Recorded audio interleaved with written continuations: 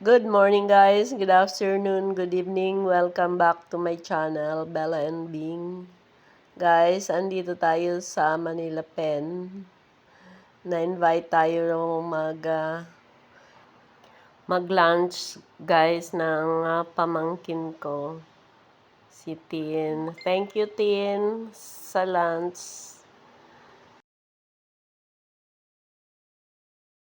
Eto guys, yung pinaka-lobby na niya, pero marami din siyang restaurant dyan. Kami guys is dito kami sa Escolta. Diyan sa gilid na yan, meron din dyan spices, tapos dun papalabas. Eto guys, yung loob ng Escolta. Eto yung reception area. Ayan yung receptionist. Eto yung coffee bar. At eto na yung kainan. Main course yan guys na nandyan. Hanggang yun nandun sa gilid. Ayan na yung mga sari-saring pagkain. Iba-iba. Dun guys yung mga masup. Eto guys is seafoods. Ayan. Eto naman yung ice cream bar.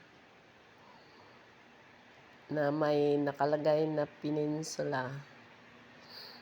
Ayan nga, ang haba din ng kainan. Hindi na siya masyadong matao kasi hapon na eh. Kumbaga patapos na kumain yung mga tao, ano na lang sila, pa isa-isa na lang ang kumakain. Andun kami sa right side na yun. Tapos, mga nagde-dessert na lang yung mga tao kasi hindi na masyado nag-iikot para kumuha ng food. Kasi hapon na guys. Kaya eto, after kumain, nag-ikot-ikot na ako. Ayan guys, yung mga dessert. Iba-ibang sweets, leche flan, mga cakes, mga tarts, and iba-iba pa. Ayan yung setup ng lamesa. Ayan yan. Main course din yan. May seafoods. May kumpleto siya. May vegetables din. Ayan yung interior niya guys. Ang ganda ng interior design niya. Oh. Romantic. Kumbaga, maganda dito guys magdala ng kadate. Ayan yung setup ng table. Ang bulaklak nila guys is fresh. Ano siya? Ang tawag doon, orchids.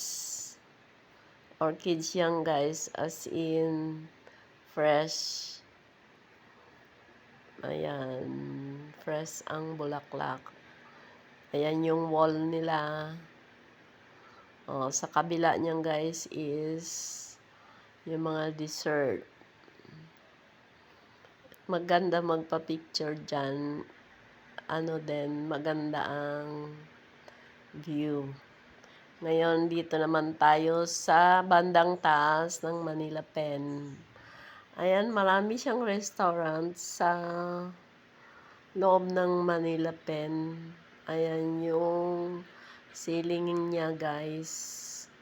Araw ang design. Ayan yung mga halaman ang taas. May Christmas tree na sila. Dito guys is meron silang may piano dyan. Tumutugtog.